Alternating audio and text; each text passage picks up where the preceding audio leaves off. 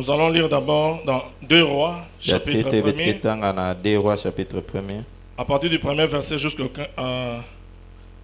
2 Rois, chapitre 1, verset 1 à 15. 2 Rois 1, 10 à 15. Moab se révolta contre Israël après la mort d'Akab. Moab tombokilaka Israël na manima lufu Akab.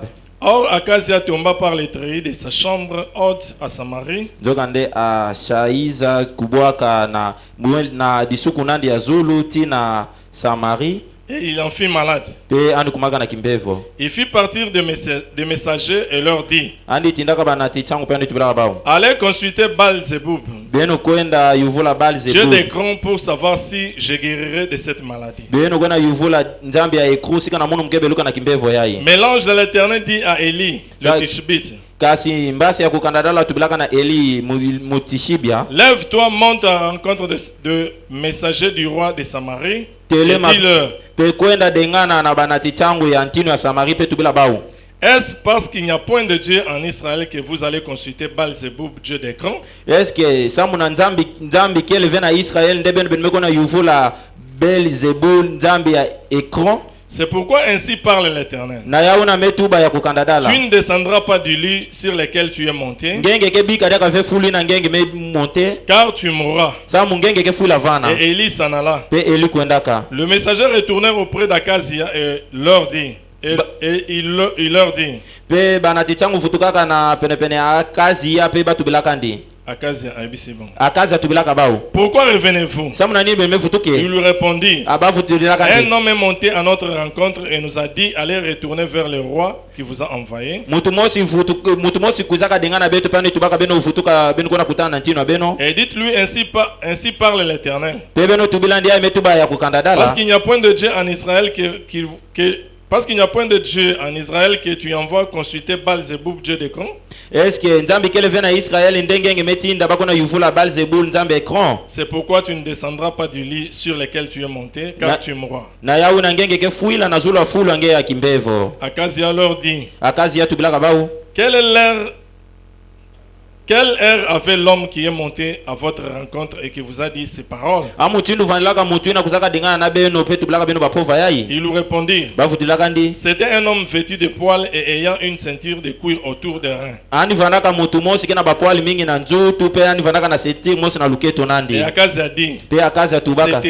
C'est Élie le Tishbite. Anike Eli mutishibia. Il envoya vers lui un chef de 50 avec ses 50 hommes. Ani tindilaka ndi fumu ya 50 ya basoda pena 50 ya bato. Ce chef monta auprès d'Élie qui était assis sur le sommet de la montagne et lui dit: bafumu ya monteke na penepene Eli ana vanaka na zulu mongo pe batu bilaka Eli. Homme de Dieu, le roi a dit: descends.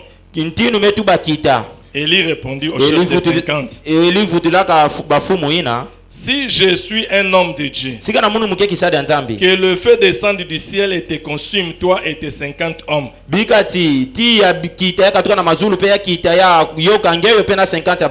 le feu descendu du ciel et le consumant, lui et ses 50 hommes. Akazia envoya de nouveau vers lui un autre chef de 50 avec ses 50 hommes. Ce chef prit la parole et dit à Élie: homme de Dieu, ainsi a dit le roi, hâte-toi de descendre. Et lui répondit: si je suis un homme de Dieu, que le feu descende du ciel et te consume, toi et tes 50 hommes. Et le feu de Dieu descendu du ciel et le consume, lui et ses 50 hommes. Akazia envoya de nouveau un troisième chef de 50 avec ses 50 hommes. Ce troisième chef de 50 monta. Et à son arrivée, il fléchit les genoux devant Élie et lui dit, en le suppliant: homme de Dieu, que ma vie, je te prie, que la vie de ces 50 hommes, tes serviteurs, soit précieuse à tes yeux.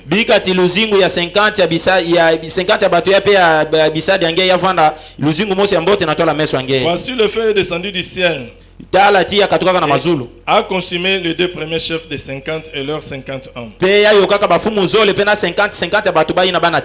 maintenant que ma vie soit précieuse à tes yeux, l'ange de l'Éternel dit à Élie, descends avec lui. N'aie aucune crainte de lui. Élie se leva et descendit avec lui vers le roi. Prions le Seigneur. Notre Père et notre Dieu, au nom du Seigneur Jésus-Christ, nous avons ainsi prié et demandé. Amen. Amen. Veuillez vous asseoir s'il vous plaît.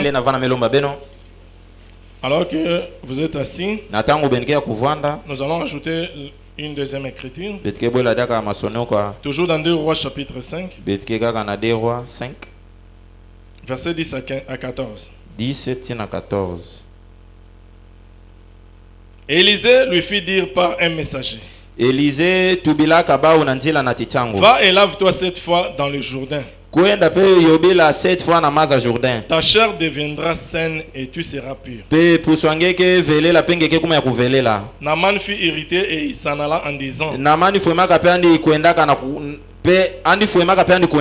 voici, je me disais, il sortira vers moi, il se présentera lui-même, il invoquera le nom de l'Éternel son Dieu, il agitera sa main sur place et guérira le leurre.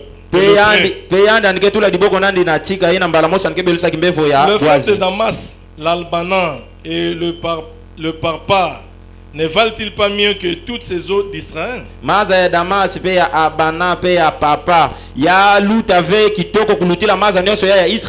Ne pourrais-je pas m'y laver et devenir pur? Et il s'en retournait et partait avec fureur. Mais ses serviteurs s'approchèrent pour lui parler. Et il dit, mon père, si le prophète lui demandait quelque chose de difficile, ne l'aurait-il pas fait? Combien plus dois-tu faire ce qu'il t'a dit? Lave-toi et tu seras pur. Il descendit alors et se plongea 7 fois dans le Jourdain, selon la parole de l'homme de Dieu, et sa chair redevint comme la chair d'un jeune enfant et il fut pur.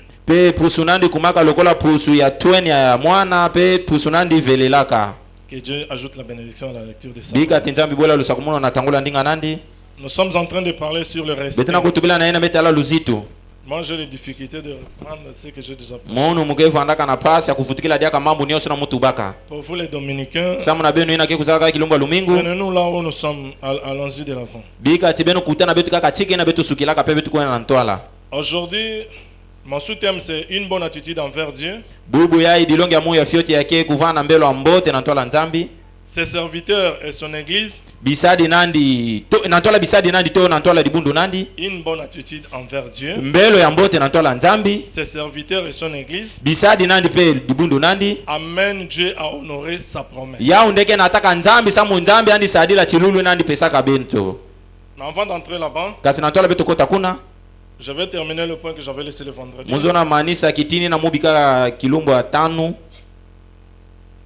C'est sur le vœu. Vous savez mes frères, nous avons lu frère Branham nous dire, Dieu, nous devons respecter Dieu. Nous devons respecter ses serviteurs. Et nous devons respecter les services qui se font dans la maison de Dieu. Nous devons avoir la crainte de Dieu. Celui qui a la crainte de Dieu ne peut pas venir devant Dieu. Faire une promesse n'est pas l'accomplir.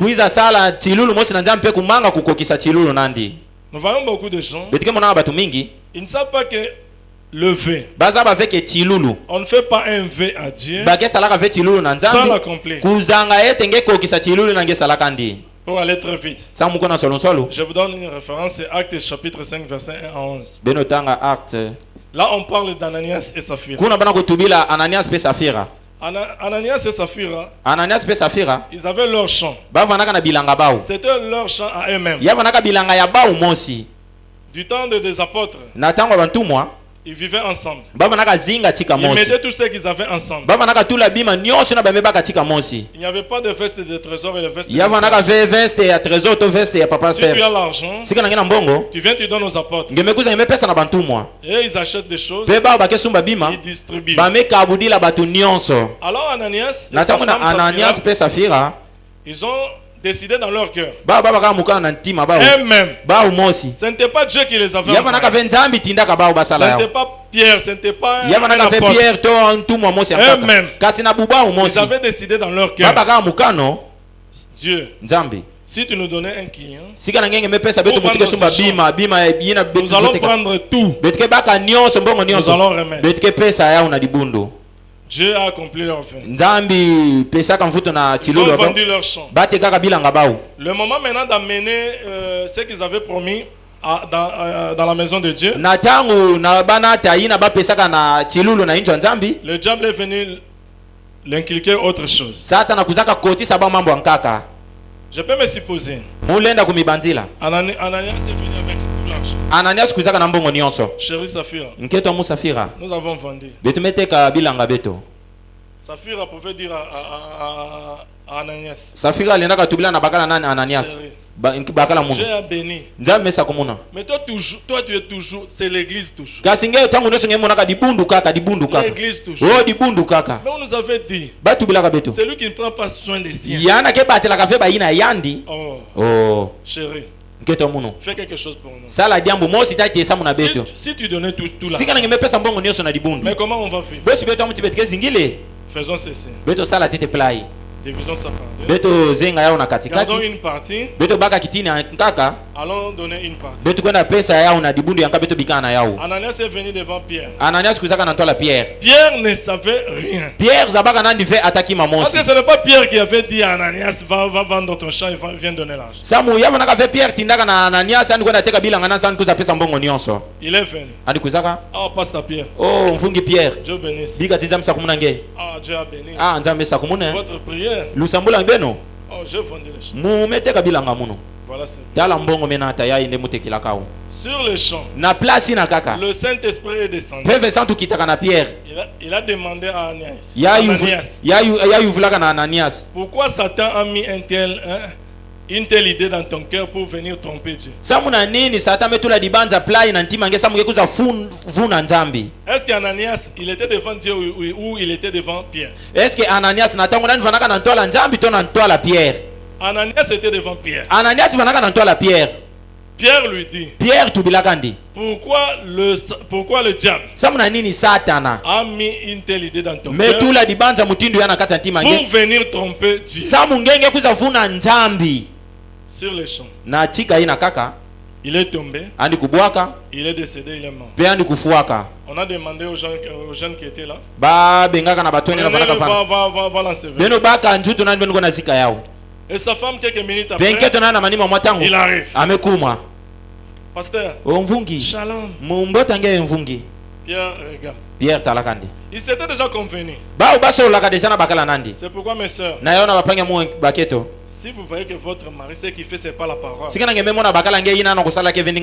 n'acceptez pas. Pasteur Pierre. Chérie Azalakio. Oui. Oteka kibilang. Ubeno tekaka bilanga beno. Oui. Oyinga betu tekaka. Ya ona mekuza landa ni mbango. Yope. Yope nketo. Samuna nini satana? Ametula ngindo ya muyimbi plan nakata ntima ngeyo. Samu ngekuza vuna nzambi. Mobali na yo. Bakala nge. Ozomona makulu ngemona makulu ya ike awa mebika na awa. Bameka tukuza nata na batona bakala. Bameka tuka bameko zikandi. Sur les champs. Na mbala mosi kaka. Yandi pe amekubwa, amekufua. Vous pouvez voir comme si c'était un petit problème. Mais ce petit problème là a causé la mort de deux personnes. Quand vous venez ici, vous devez respecter Dieu. Il y a beaucoup de gens. C'est nous qui faisons les listes de contributions. Vous avez donné le nom. Beno pesaka bakumbu na beno mosi. Les autres, ils n'avaient pas donné de nom. Ah, ba pesaka baba kumbu Le ve. pasteur Mvungi mekuiza tout le monde doit le nom. Mutu nyoso fati pesa kumbu nandi. On a marché avec les cahiers. Beto tambulaka na kaye awa. Mais demandez-vous. Kasi beno kumiyuvula. Vous faites comme ça pourquoi? Beno benike salaka pina samu na nini? Tu promets à Dieu. Ngeme pesa chiru na nzambi. Tu ne donnes pas. Kasi nge pesa ngeve. On ne joue pas avec le V. Bake se kanaka vena chilulu. Il y a d'autres. Quand on prêche, lui-même, il sent le poids dans son cœur. Je dois faire quelque chose. Après un moment, il Seigneur, t'as commis chômeur et commis 3 ans. En tout cas, si tu me donnais un travail, si tu me donnais un travail, tout le premier salaire, je viendrai donner ça. Il arrive là. Le salaire, $3,000. Ah, $3,000. Kilocataire, kilocataire ya même monta mupasi mingi. Moteka sumba tete lupango. Mufati sumba tete play. Tu n'as pas fait ce vœu là, le pasteur. Ce n'est pas le pasteur qui t'a dit de faire ça. Toi-même. Alors toi-même, tu peux aussi causer ta mort toi-même. C'est pourquoi vous voyez dans le message, beaucoup d'hommes d'affaires. Batu mingi ya mbongo. Bafanaka na mbongo mingi. Mais quand il va chuter, kasi tango nike kubwa, vous n'avez pas l'idée. Ngenge ke bandila ve nini mebuisandi. Vous n'avez pas l'idée. Ngenge ke bandila ve nini mebuisandi. Munu muzingilaka na Kinshasa kuna. Des grands hommes d'affaires. Mumu naka batu na vana salamu mbongo mingi. Je travaillais chez quelqu'un, je ne peux pas citer son nom. Mumu naka salaka na fumu mosi, mule na tanga kumona. Quand les choses de phonie étaient là. Ani vanaka salaka bisalu na bafoni tango bafoni vana salaka tete. Mais quand mon patron est tombé. Kasi tango patron munu kubwaka na mbongo. Tombé en faillite. Tango yana ni kubwaka na mbongo nandi. Quelqu'un qui avait à Kinshasa là-bas plus de 20%. Mutu vanaka na ba mapangu 20 na Kinshasa. Mais aujourd'hui, kasi bubu yae, il a une demi-parcelle. An maybe kanaka kaka na kitini antoto. Vous allez vous demander, vous allez chercher des sorciers. Peut-être c'est toi-même qui kasi batango ngaya ke ngemo sikendo kikena kumiloka. Quand vous faites un vœu à Dieu, vous devez l'accomplir. Frère Serge, je bangi sabiso. Lisons dans la Bible. Nombre chapitre 30 verset 3. Nombre 33. Lorsqu'un homme fera un vœu à l'Éternel, ou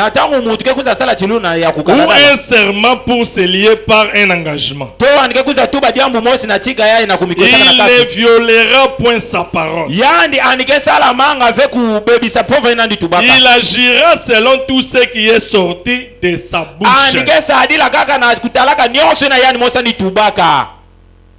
C'est pourquoi ceux qui faut se précipiter pour hier, je disais aux jeunes gens qui étaient au chantier, ils avaient vu comment on est en train de mettre les staffs à la chaîne. J'ai vu, ils sont venus un groupe. Papa Serge. Oh, Serge. Qu'on mette pas le crépsage lisse là. Parce que nous allons acheter les faïences pour mettre. Je les ai regardés. Je leur ai répondu ceci. Amenez d'abord les faïences. Parce que rien ne va changer.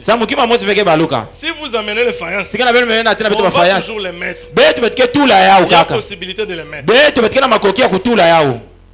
Vous risquez de faire un vœu et ne pas l'accomplir. Parce que ne vous précipitez pas à dire quelque chose. Parce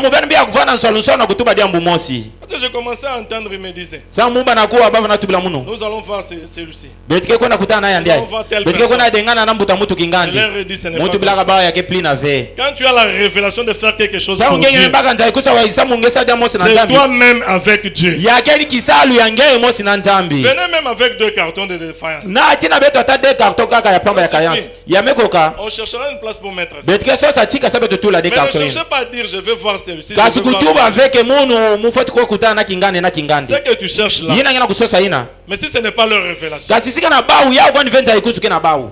Tu vois que tu seras bité.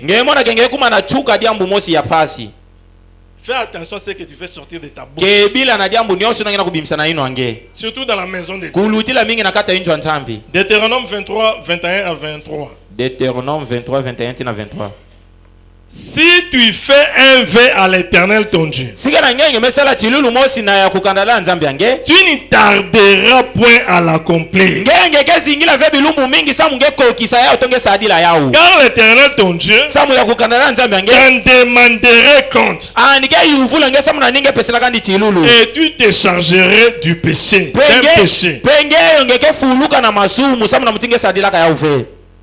Donc promettre à Dieu ne pas l'accomplir, c'est un péché. Ne nous habituons pas. Tu donnes les noms. Tu ne peux. Sache que tu t'es chargé d'un péché.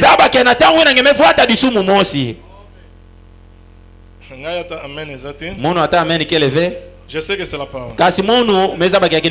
Troisième écriture pour bien clouer. Ecclésiaste chapitre 5 verset 1. Ecclésiaste 5, 1. Ne te presse pas d'ouvrir la bouche et que ton cœur ne se hâte pas d'exprimer une parole devant Dieu, car Dieu est au ciel et toi sur la terre. Que tes paroles soient donc peu nombreuses. Papa, comment on a fait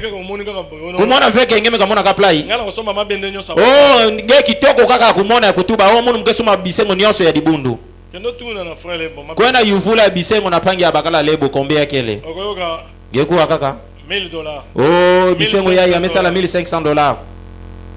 Après, tu t'es chargé déjà d'un péché. Au lieu de rester calme, c'est pourquoi parce qu'on dit ne tarde point à accomplir le vœu que tu as fait.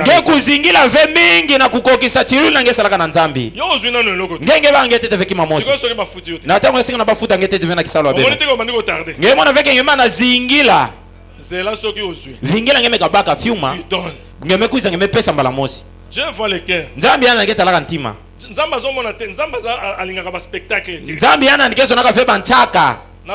Oh, Moussa la place à mon bâtiment, mon amour, que Djogo fait. Et puis quand je vous ai déjà prêché ça, quand vous donnez des choses à Dieu, quand Dieu met un poids sur votre cœur pour soutenir, ne dites à personne, va voir le pasteur. Dis ça seulement au pasteur. Pasteur, je vais faire ça, je vais faire ça. C'est fini. Les gens vont voir les travaux qui se font. On n'a pas besoin de voir c'est tel qui a fait, c'est tel qui a fait. Nous devons avoir la crainte dans la maison de l'Éternel. Maintenant, vous-même examinez-vous. Combien de péchés vous avez? Vous êtes déjà chargé. Cela a causé la mort d'Ananias et Saphira. Madame dit que le Saint-Esprit fait la même chose aujourd'hui. Il n'a pas changé. Il fait la même chose aujourd'hui. S'il a fait avec Ananias et Saphira, il peut le faire aussi. C'était un coin que j'avais laissé. À bon entendeur. À bon entendeur. Moi je vous prêche selon ma connaissance. Selon ce que j'ai reçu. Je vous avais lu une écriture.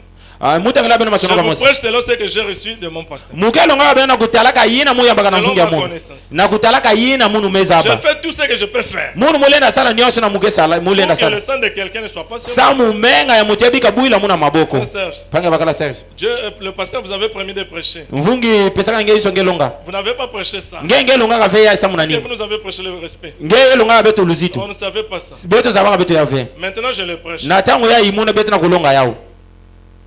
C'est pour que chacun yakesa mutu mosi mosi na beto ani kumifyongunina na kuwaka dilonge yayi. J'ai beaucoup prié Musa mlaka mingi pour qu'à la fin sa munachuka chacun puisse s'examiner. Mosi mosi na beto ni kumifyongunina. Je ne veux pas que vous puissiez sortir avec le fardeau. Muzona ve mosi mosi na beno bima awa na bizitu. Si tu te sens concerné, sikana ngememo na diambo yayi metala nge dilonge yayi. Parce aujourd'hui je vais terminer avec sa mubugu ne muge manisa na dilonge yayi. Venez. Beno kuiza. Le pasteur va prier à la fin. Mvungi ke sambela na chuka. Et mettez la chose en ordre. Pengeyo kwenda ludika diambo ngo. Dieu n'est pas un grand-père. Nzambi kele ve kaka bakala. Je vous avais lu une citation. Mutangila beno masonga awa. Un homme qui était ivre. Mutu mosi vanaka kukolo. Na se akuiti na ye. Na icha akuiti nandi. Ah sakani na frère Branham. Andi sekinila pangia bakala Branham. Le même jour. Fe kilungu mosi kaka. Mutu kenyati yakufa. Mukaminyo di ataka ndi peani kufoka. Sama talaki teke asalaka ngosu kuiti. Nzambi talaka veke yana salaka yana icha kukolo. C'est nous les hommes qui. Samu yake beto ne batuke tubaka au plina. Au andi sabaka ve. Nzambi yana ndike talaka plina ve. Akufa kina kuiti. Ani kufoka na icha kuiti. Maintenant to banda makambale. Natango yabeto banda mambo bebeto bilumbu ya kilumbu yai. Dans le message avoir soif de la vie. Natango kuvana na puila ya luzingu. Avoir soif de la vie. Le 12 3 1960. 12 3 1960. Boko manano malilité na ibandeli boy. Bono biya kuma tete madidi na tono no place. Pour que bon mon place erreur ezali, vous corrigez. Betke longa ka sambe no mona banzimba la beno pebe beno ludika yawo. Bobandi malili. Beno me banda madidi na tono no place nani. Quand je prêche. Mungu mugeza na tamu na kulonga. Beto kwenda nzila mosi. Frère Branham disait à son chien. Frère Branham vana tubila na imba nandi. Freeze Landa ndi. Sika bana tubila freeze Landa ndi. Abana ko banga lisusu mu fête. Alwana ka banga dia ka fe mu fête. Amen amen na bino. Ba amen na beno ina. Ezaneti gasoil na moto. Yake lokola essence na kati ya camion. Bole matesi. Beno bika vonga na tango yayi. Awa kutu na tete. Awa kutu muba na tete fi kulonga.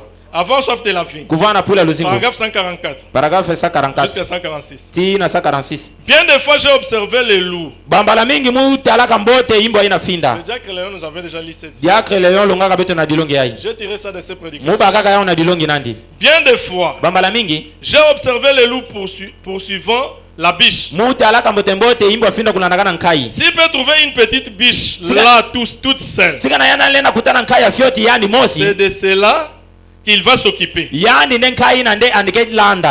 là une leçon.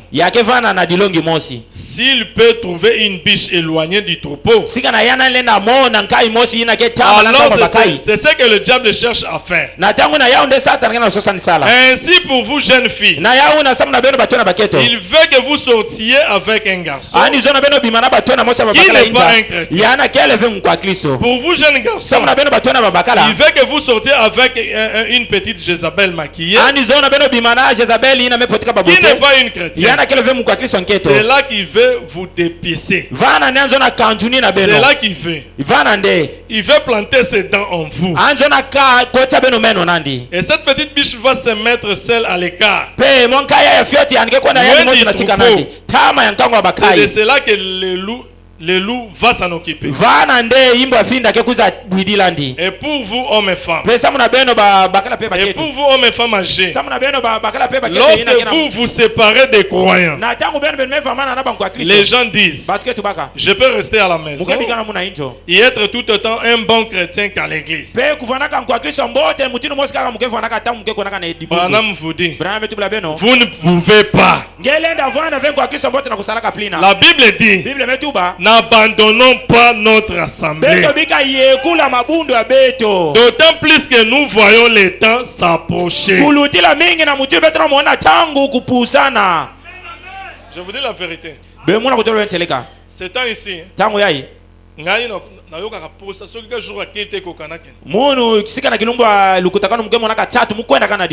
temps où nous devons emmagasiner la parole, c'est maintenant.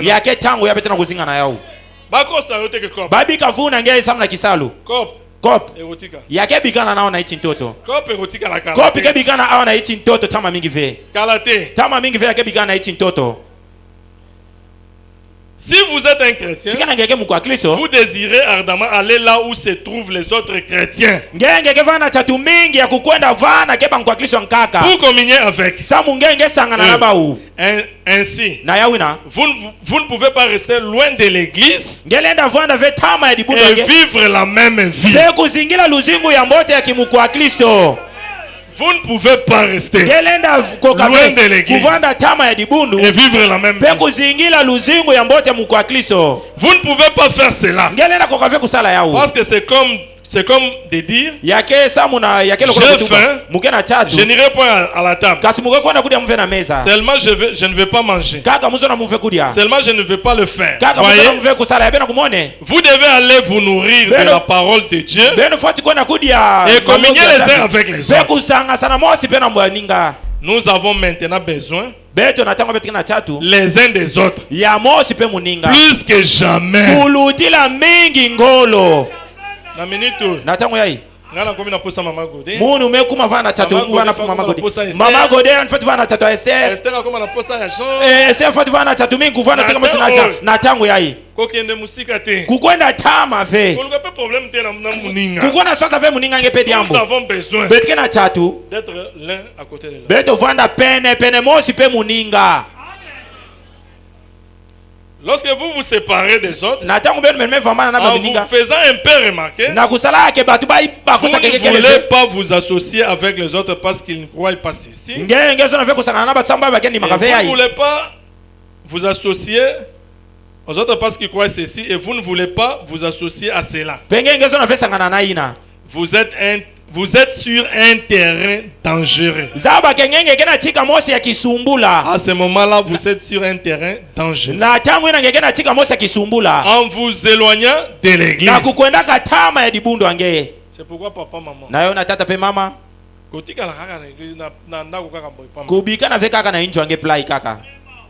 Trouvez-vous-en une de votre choix. Et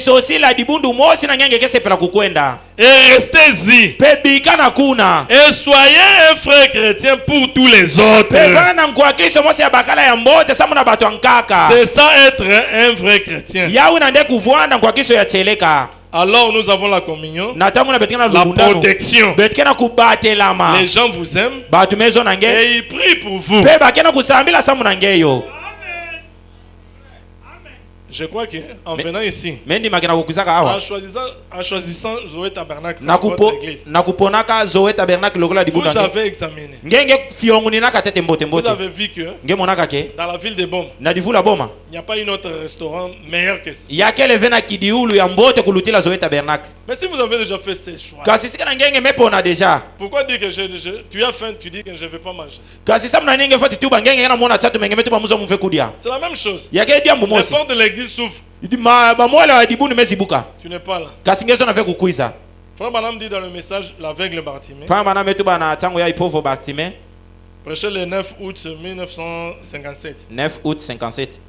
Paragraphe 56b. Paragraphe 56b. Allez lire là-bas. Frère Branham dit, il a toujours dit, si la porte de l'église s'ouvre, un véritable chrétien, il s'empresse pour aller communier avec Dieu. Dans ce message ici, l'aveugle Bartimée, Frère Branham ajoute, il dit, un véritable chrétien, s'il passe devant l'église, même si ce n'est pas le temps de culte, il doit entrer et venir prier.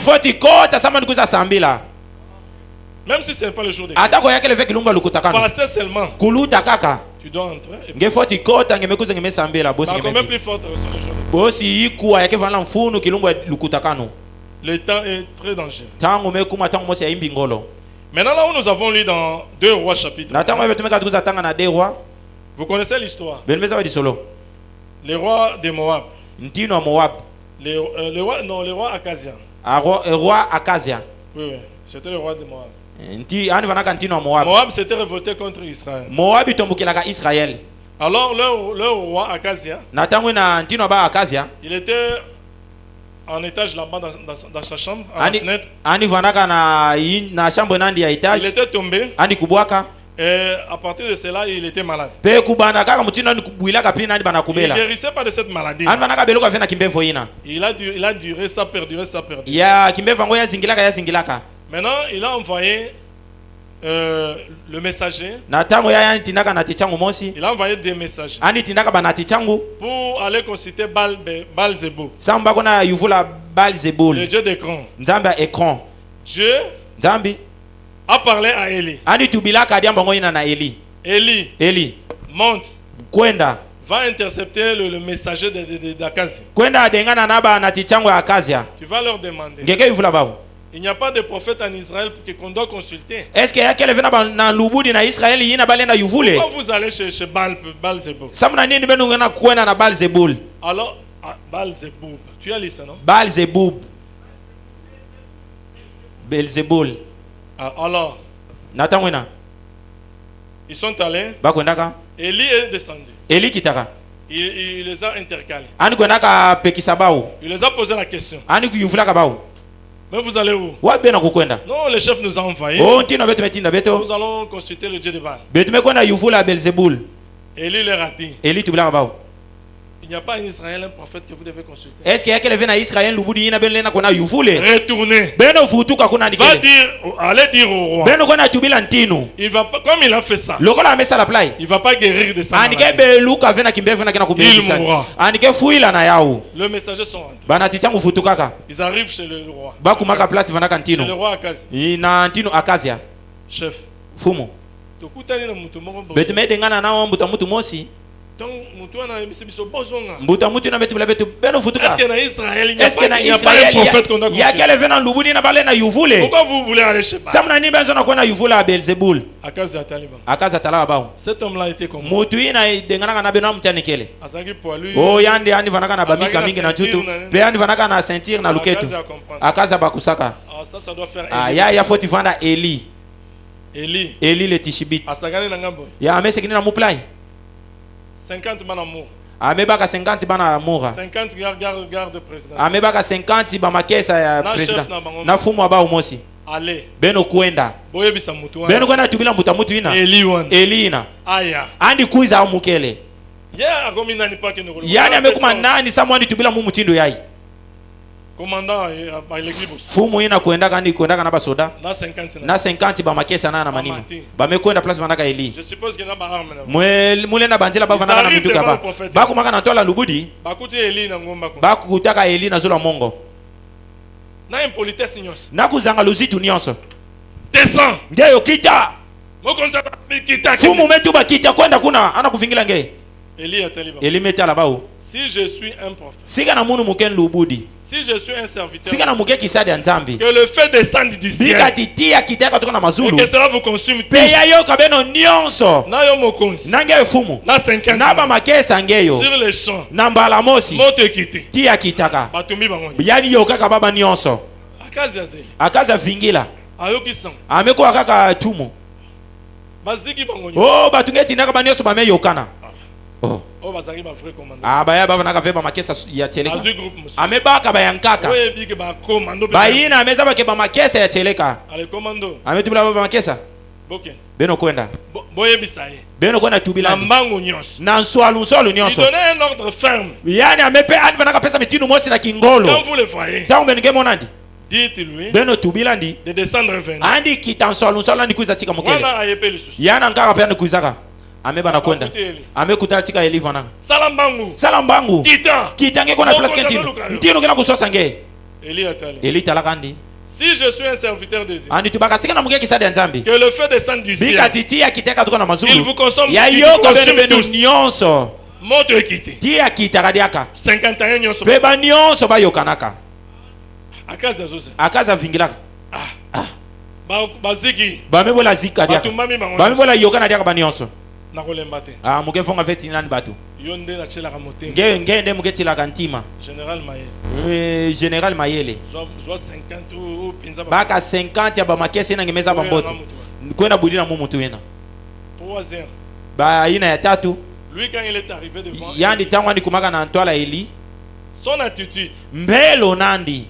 Était différente de deux premiers. Yava naka ya kusosona na nkangu zoli na bati kwenda katete ya tete. Bien que son chef lui avait envoyé. Yandi atako fumu nandi tindaka ndi. Il n'est pas parti avec l'impolitesse. Kasani kwenda kafena kuzanga luzitu. Il est arrivé. Andi kwenda kani era kumaka. Ya tete andi fuka maka tete. Na luzitu. Melo mangele mfo fumu. Muzona luzingo munu. Na luzingo batu muya imenata. Yavana mfunu na tola meso ngeyo. Eske ngengele nda kitavesa ngeko na dengana fumu kena kusosa nge. Moyen Eli a l'obalisou que le feu descend du ciel. Munatika Eli bola tu badam tia katona mazulu ya kita. Qu'est-ce qui a fait ça? Nini salaka plina. Son attitude. Ya vanaka mbelo ina vanaka na yao natwala Eli. Devant Eli. Natwala Eli. Nzamba ebise Eli. Nzambi tubulaka Eli. Obanga te. Ngeke kumona veonga. Kita kwenda na banjira mosi. Kwenda na banjira mosi. Vous allez remarquer. Benike mona. Que le même Eli. Eli mosina. Il a eu deux attitudes différentes. Il a eu deux attitudes différentes devant eux. Ani vanaka na bambelo muzole kusasana na tala bao. Il a agi de deux manières. Ani salaka na mutinu mosi izole. Avec les deux premiers. Ya batuina izole ya tete kusaka. Il a réclamé le feu. Ani lomilaka bati ya yoka bao. Le feu les a consumés tous. Beti ya yoka kabao. Avec le troisième. Na ya tatu. Il n'a pas fait ça. Ani salaka fait plina. Pourquoi? Samu na salaka parce plina. Que le troisième. Samu ya na tatu. Avait beaucoup de respect. Ani vanaka na luzitu mingi na tola nani. Ani zabaka ke. Bien que celui qui m'envoie, c'est mon chef. Mais celui à qui il m'envoie, celui-là, c'est un homme de Dieu. C'est un serviteur de Dieu. Je dois aller avec beaucoup de respect.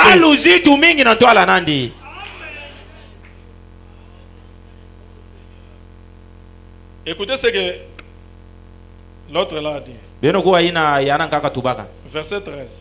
Verset 13. Akaz a envoyé de nouveau un troisième chef de 50. Akaz a bolaka tinda damu avec 50 masoda. Na 50 ya basoda. Ce troisième chef de 50 monta. Ifumu ina tatu mkwendaka. À son arrivée. Na kukuma nandi. Il fléchit les genoux devant Eli. Ya teta ni fukamaka na tola Eli. Et lui dit en suppliant. Beani tubaka andi tubaka na kulebaka. Homme de Dieu. Kisadi anzambi. Lui savait. Yana ni zabaka. Que Eli c'est un homme de Dieu. Que Eli ani vanaka kisadi anzambi. Que ma vie. Bika tiluzingo je te prie. Mele bange. Et que la vie de ces 50 hommes tes serviteurs. Pe luzingo ya 50 ya batu yai. Sois précieuse à tes yeux. Yavanda na mfunu na tola meso ange. Bible lobby. Bible metuba. Voici le feu est descendu du ciel et a consumé les deux premiers chefs. Tala tia katuka na mazulu ya kitaka ya yoka kankangu zoli na tete batu kuzaka. Leurs 50 hommes. Pe na 50 ya batu ba ina bana ataka. Maintenant que ma vie soit précieuse à tes yeux. Kasi na tangu ya bika tiluzingo mu ya vanda na mfunu na tola meso ange. Déjà que soki na sakani na oyo. Ani zabaka kesika na mese kinina mbuta mutu yai. Ba maninga na ngami bale bazui. Tumbu ina bulaka ba ina nkaka. Ngai pe na oske na zwa. Munu pe mukesu tukayame baka munu. Il a eu la révélation de l'homme de Dieu. Ani baka kanja ikusu na ina meta alla kisadi ya nzambi. Il savait que je vais me trouver devant un homme de Dieu. Dieu exige le respect pour ses serviteurs. Dans le message, l'ange est venu. Comment l'ange est venu vers moi? Prêché le 7 novembre 1953. Au paragraphe 3. Paragraphe 3. Frère Madame dit ceci. L'une des choses les plus étonnantes que j'ai remarquées d'un bout à l'autre de mon ministère pour notre Seigneur Jésus a été la particularité des gens. Jambo mosi ina kuitukusa ina mumu onaka na kati kisala kulonga munu ya lutumu ya fuma mu Yesu Kristo ya vanaka batu ya mutindo ankaka. Et l'étude de la vie humaine pe kulonguka luzinga mutu est l'une des choses les plus glorieuses qu'une personne puisse faire. Observez la nature des gens et dans les différentes parties des nations et du monde où vous allez, vous voyez qu'il y a des différences. Il y a des différences d'attitude et les gens adoptent vis-à-vis de Christ, vis-à-vis de son service, vis-à-vis de ses serviteurs et vis-à-vis de l'adoration. Et l'une des choses qu'il y a, c'est qu'un type de réunion est vraiment meilleur dans un coin du pays, tandis que dans l'autre coin du pays, cela ne marche pas. Il y a trois attitudes. L'attitude envers Dieu et sa parole. L'attitude envers les serviteurs de Dieu. Et l'attitude envers l'église. Trois attitudes. Quand vous allez quelque part, prenons l'exemple de Zoé Tabernacle. Vous arrivez à Zoé Debo. Vous allez trouver que les choses marchent. Vous allez quelque part là-bas. Vous trouvez que non, ça c'est de kuna mambo kena tambula mbo TV. Qu'est-ce qui fait ça? Nini kena sala pina? L'attitude. Yake bambelo ina kena kutana kuna. Yina batu kena kusadila. Le comportement des gens. Bifu ina batu kena yao. Allons-y avec la citation. Beto kwena na dilongi yayi. Eh bien. Yake mbote. Je crois que Mendi make. C'est surtout condamnable à cause de Kuluta mingi yana buisa masamuna. Ou plutôt pas condamnable. To yao yana buisa mave. Mais cela kasi yao dépend surtout de la façon dont les gens sont enseignés. Kasi yao yana kutadila na mutindu batu melongisa maka. Et l'église ne mènera jamais une vie plus élevée que l'enseignement que le pasteur dispense. Ne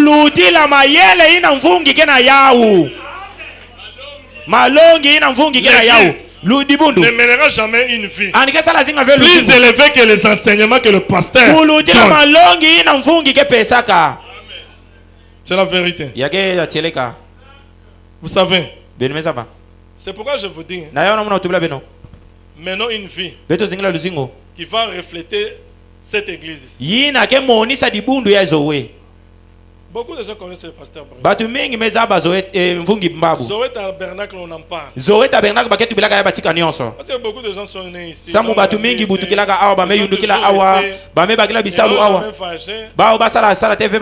sommes une grande église.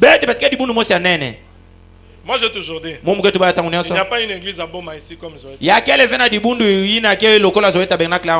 ne croyez pas? Il n'y a pas une église comme ça. C'est trois attitudes que nous venons de faire. Nous allons voir. Souvent, qu'est-ce qui se passe? Sur ces trois attitudes ici, les gens adoptent peut-être 2 sur 2. Une seule attitude. Là, Dieu ne va rien faire. Tu peux avoir du respect envers le serviteur, mais tu n'as pas du respect envers le service qui se fait dans l'église. Il n'y a rien qui va se faire. Il n'y a rien. Tu peux respecter les hommes de Dieu comme tu fais. Tu arrives ici, tu commences à jouer à l'église pendant qu'on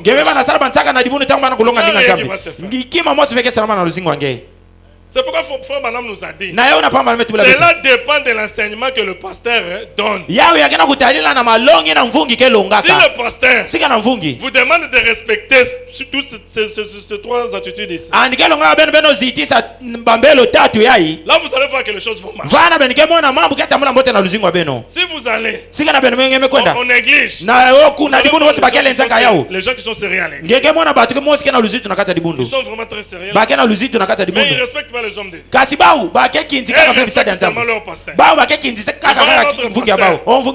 ne croient pas comme eux.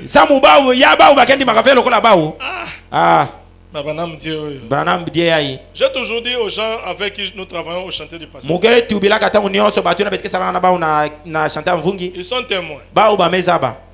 Un jour le pasteur était venu, quand il avait encore l'ancienne Jeep là. Kilumu mosi mvungi kuizaka tangu nivana tena tumabilu na tama. Jeep na yeka ngamina mapotopoto. Kamino nandi kangamaka na potopoto. Juste devant l'entrée là. Kaka na Ntwala. De leur avenue là. Na Ntwala avenue abao san kwena injona na utungisa. Le pasteur je crois était avec Maman Solange. Mvungi yale na vana nivana kana nketo nani Maman Solange. Jeep nandi kangamaka na potopoto. Un frère de Papa Yombe. Pangi mosi abakala ya dibundo Papa Yombe. Parce que leur église est à côté. Samu dibundo bake pene. Il passait là. Anvana luta. Il regarde. Ametala. Le pasteur. Il a couru très vite. Pasteur Bruno et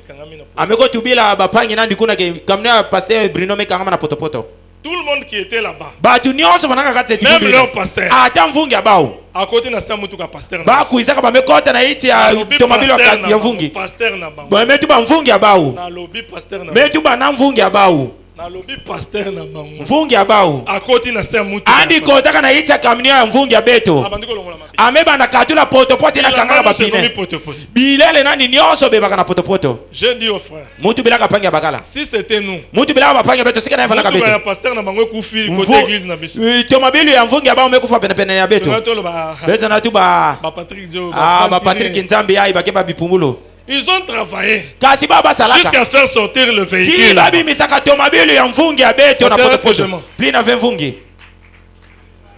Ils ont travaillé jusqu'à ce que le véhicule sorte. C'est une leçon pour nous. Toi, tu peux respecter les gens qui travaillent ici. Tu ne respectes pas d'autres pasteurs. Tu ne verras pas de résultats. Il faut avoir ces trois attitudes ici. Ton attitude envers la parole de Dieu, ton attitude envers ses serviteurs, et ton attitude envers les services qui se font dans l'église. Allons voir les gens, prions le Seigneur. Elle est assise. Toi, tu vas chercher quelque chose. Tu n'as pas le respect envers l'adoration. Dieu exige le respect. Dieu, il exige. Exiger, ça veut dire quoi? Na kingolo. Ana kulomba beto na kingolo. Na makasi. Ana kulomba beto na kingolo beto vana luzitu. OK. Dans le message. Nakata changu. La commission de Moïse. Lutumu wa Mose. Maintenant. Natango ya 10 11 50. Paragraphe 46. Maintenant. Natango ya. La seule chose que vous avez à faire, c'est de stimuler la foi des gens afin qu'ils puissent voir la volonté de Dieu de guérir les gens. Maintenant, pour ce qui est de la guérison, c'est votre foi en Dieu. Votre pasteur peut vous oindre d'huile dans votre propre église. Et vous ayez foi en Dieu. Et cela produira le même effet. C'est vrai. C'est Dieu le guérisseur. Aucun homme n'est guéri. Aucun homme n'est guérisseur. C'est Dieu le guérisseur. C'est donc ces dons servent seulement à montrer l'attitude de Dieu envers les gens. Pour vous amener, vous les gens, à croire en Dieu. Les dons. Ce n'est pas le don de Corinthiens. Les Éphésiens 4. Sont là pour vous montrer l'attitude des gens, pour vous amener, vous les gens, à croire en Dieu. Ce qu'on a respect.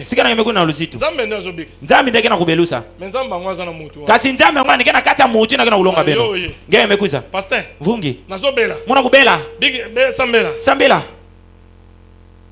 même ata yoki oma. Atako yana mimi monange kiadi. Asambe. Amesambili lange. Elogote. Kasi kima mosi feke salama nakata ngeyo.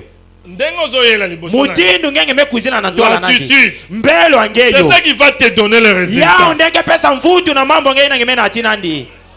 Alors yo mona ka pasteur moninga. Na tango ya ngenge mona ka mvungi kamaradi yange. Mutu lokola batu. Ange ngenge mona ka ni mutu lokola mutu nyonso. Ale obeli. Alonge mebela. Abakenda ka pasteur. Bakeko ndaka na mvungi. Bika mupe mukwenda. Il n'y a rien qui va se produire. Kima mosi feke salama ta samedi lange. Il n'y a rien qui Kima mosi feke salama. Vous devez avoir une bonne attitude devant les serviteurs de Dieu. Ben foti vana na mbelo mosi ya mbote na ntoala bisadi ya Nzambi. Regardez Élisée. Ben otala Élisée. Élisée après avoir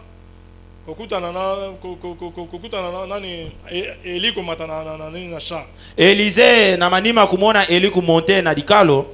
Élisée a reçu la double portion. Élisée bagaka manguvu na mtindo zole. Il commençait à retourner. Ani bana kufutuka. Avant que lorsqu'il partait d'abord en aller, na tangu bava naka kwenda te ba na Eli. Il était avec Élisée. Ani vanaka na Eli. Ils se sont trouvés devant un obstacle. Ba kumaka na tola kikakulu mosi. C'était le Jourdain. Ya vanaka maza Jourdain. Eli a fait un miracle. Eli salaka kimangu mosi. Il a séparé les Jourdains. Ani vambisaka maza Jourdain. Ils sont traversés. Ba lutaka bazingisaka. Allez.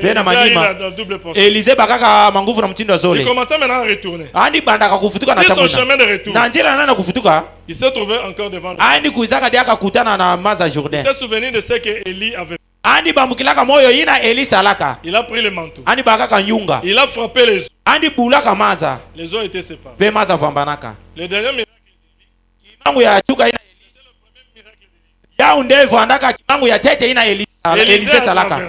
Elisa zekisaka. C'est pour montrer que yana kumonisa ke se trouvait sur Élysée. Ke yina vanaka na zulu Eli. Maintenant c'était sur Élysée. Na tangu ya vanaka na kata Élysée. Il a traversé. Andi zengisaka. Il est arrivé maintenant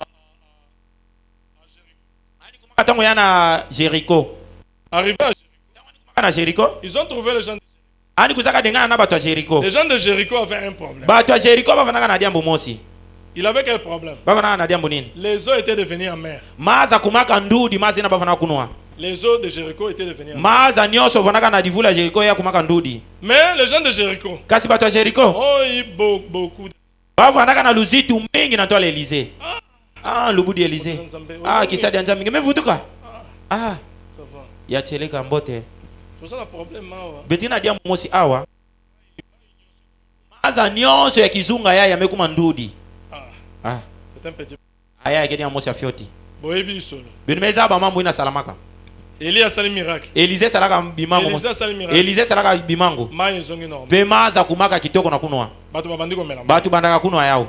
Élysée a longwe. Élysée katuka kavana. A combien na Bethel? Amekuma na Bethel. Le même Élysée. Mais Élysée mosi kaka ina. Na double portion na. Na mutindu zole ya manguvu. A combien na Bethel? Ani kumaka na Bethel. Na bet na tanga déjà li solo. Muta déjà li solo ya. Na sukila ki vanda. Vana ne musukilaka kilumba tano. Il y a des enfants. Yake na bana. Qui commence à le huer. Banda ka kusekandi. Oh chauve. Oh divin de belé, divin de belé, divin de belé. Le même Élysée. Élysée mosi ina. A maudit ses enfants. Ayandi peka kasingaka bana ina. Et les deux ours se sont sortis. Pe ba imba zole afina bimaka. Ils ont bouffé 42 enfants. Ya kudiaka 42 ya bana. Vous allez remarquer. Benike mona. Que Élysée a eu deux comportements. Ani vanaka na bambelo mutindu zole. Là-bas il a donné la vie. Kuna ni pesaka luzingu. Et de l'autre côté il a donné la mort. Petika ngaka ni pesaka lufwa. Le même Élysée. Mutu mosi kaka. Avec le Saint-Esprit. Na peve santu na kati nandi. Ne dites pas que non le pasteur. Beno bika tuba kaka ke mvungi yandi. Non. Ve. Dieu. Zambi. Honore toujours ses serviteurs. Andike kinzikaka tangu nyoso bisadi nandi. Je vous avais posé la question. Est-ce que vous croyez qu'il est un homme de Dieu? Est-ce que s'il est un homme de Dieu confirmé, Dieu va l'honorer. Quand toi tu vas jouer avec lui, quand tu vas manquer du respect envers lui, c'est Dieu qui va s'en occuper de toi. Dieu lui-même, il va s'en occuper de toi. Faites attention mes frères. Faites attention. Vous voyez les gens de Jéricho, les gens de Jéricho. Ils ont reçu Élysée. Même la Bible dit, c'est lui qui reçoit un prophète en qualité de prophète, reçoit la récompense du prophète. Si toi tu reçois le pasteur en sa qualité du pasteur, tu vas avoir le désir de ton cœur. C'est pourquoi vous voyez dans une église locale comme ça, quand le diable veut venir chercher à détruire, la première chose qu'il va chercher, c'est enlever votre confiance envers votre parce qu'il sait quand il va faire ça, vous serez à sa proie. Vous serez à sa merci pour recevez le sang. Même dans vos maisons. Nous avons dit, nous avons besoin les uns les autres. Parce qu'en recevant le sang, la Bible dit que beaucoup ont logé des anges sans aujourd'hui nous croyons que Dieu n'est pas dans l'air comme Dieu se trouve dans des anges. Mais toi tu ne sais pas que celui-ci a Dieu et ceci. Toi ayez seulement un bon cœur de recevoir. Tu verras que parmi tous les gens que tu as reçus, peut-être tu as reçu Dieu. Ce n'est pas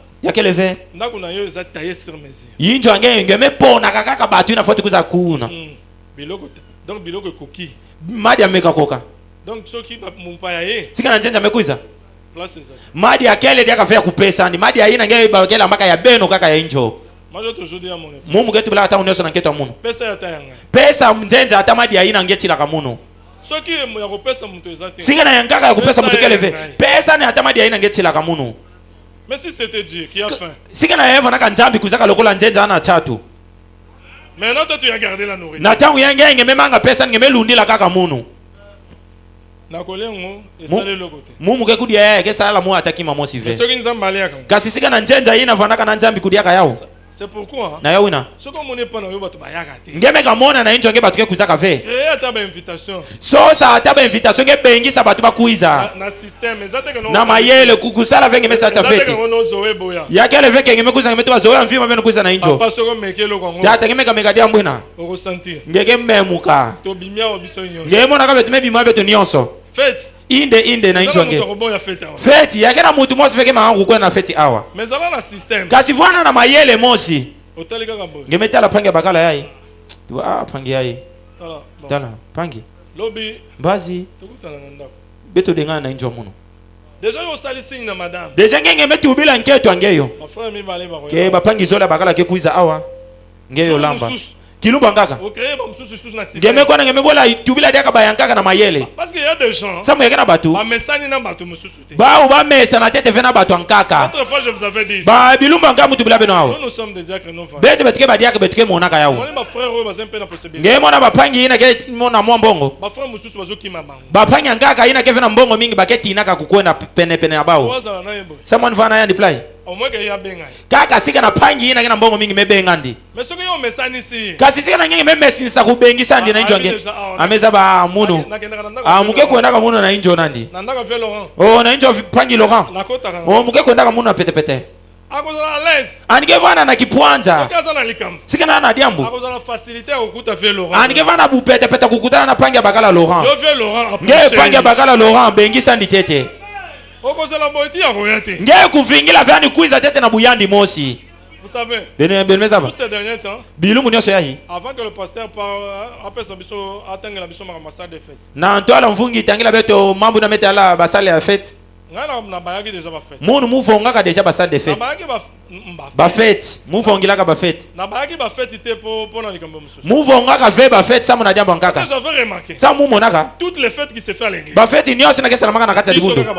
Betu kaka bakebengaka.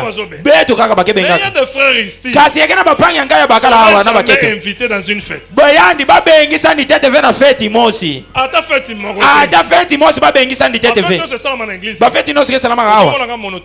Mona kaka betu monaka betu kabula ba invitation betu ndeke kabula ba invitation kaka batu ina kaka bao kaka bakebengisaka soko ozu bandi bilia filmer ngeme kabaka bandi na bili filmer ke na mariage mutombo ba na makola mutombo soko ozu mariage ya matembe ngeme kabaka makola matembele bilungi na kaka fanaka na makola ina bao kaka dia kivana makola yai mema mususu kasi bayankaka ina bako kende na fête ya nani bake kwenda na fête ya nani moi j'ai commencé à dire tambe tikeba na tuma beno pesa ba upebe invitation beno bana ubengisa bao ce sont nos frères bake bapanga beto le pasteur nous avait dit ici vungi tubula beto awa nous devons être unis beto foti vana na bumosi beto nyonso on ne doit pas avoir des camps ya big beto foti vana vena minkangu na kata dibundu ve non ve soko bino bato bozana ni beno ina kina mbongo beno pusana na ba ina ketina ka beno bazo manga bino bagena kumona beno wonga sabe na mbongo mingi na yao beno pusa na fika bao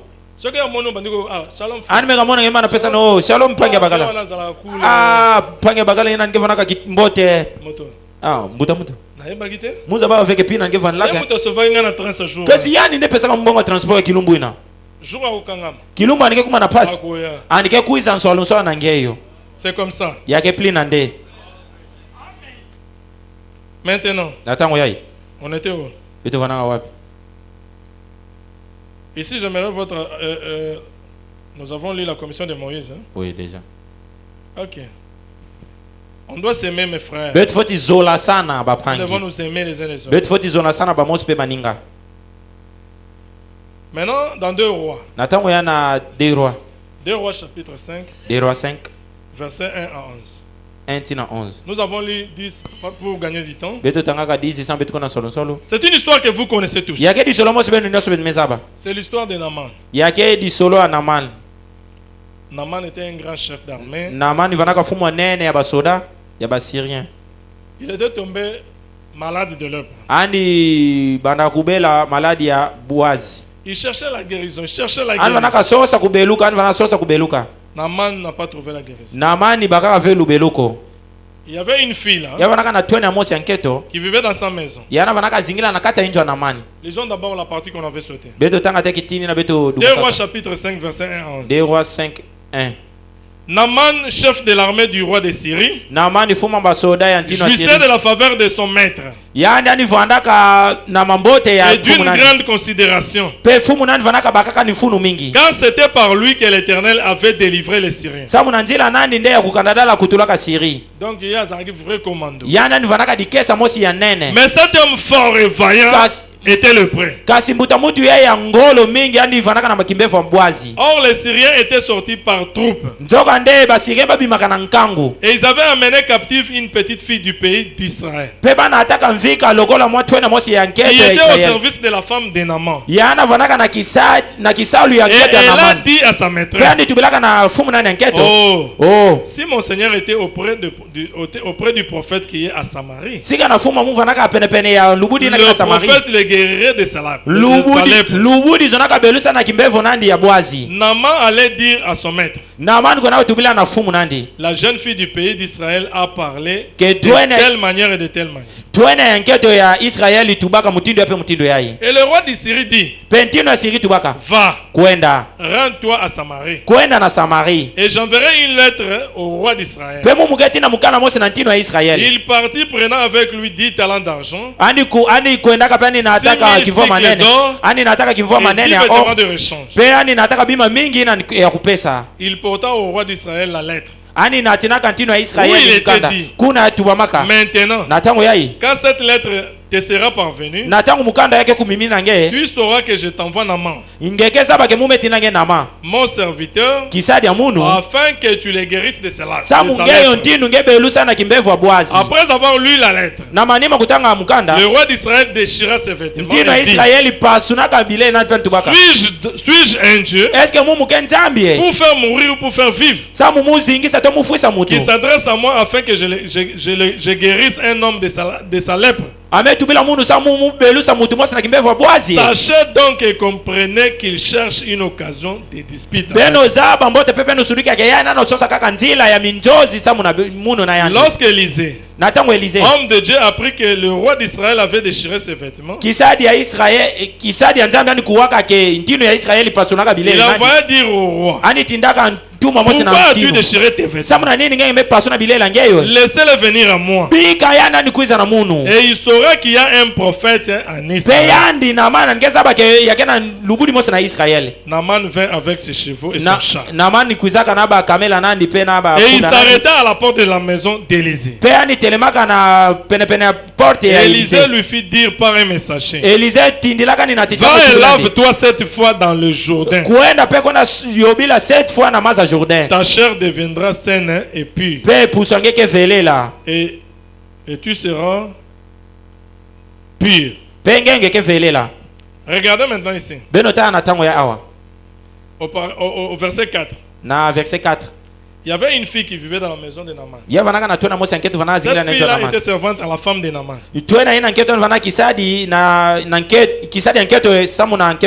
Cette fille-là connaissait la religion de ses pères. Là, j'attire l'attention des parents. Nos enfants, j'étais très content ce matin. Je suis venu aujourd'hui avant. J'attendais comment Papa Ndungu nous enseignait les enfants. Il leur a dit: nous voulons que vous soyez des bons enfants. Nous venons à l'église pour devenir des meilleurs. Si vous venez ici, vous devez être comme ça, comme ça. Nos enfants bana beto doivent connaître notre religion. Ce que nous connaissons là. Nos enfants bana beto doivent connaître que nous avons un prophète. Nos enfants bana beto doivent connaître que Dieu n'aime pas ça. Dieu n'aime pas ça. Comme nous croyons. Nous devons inculquer ça à nos enfants.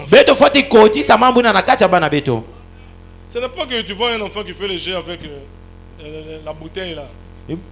Yake leve ngeme mona mwana ngeke na kusala ba bataka na bouteille ya primis kusala ka yana ino apply ngeke mama ngena kuseka he mwana yai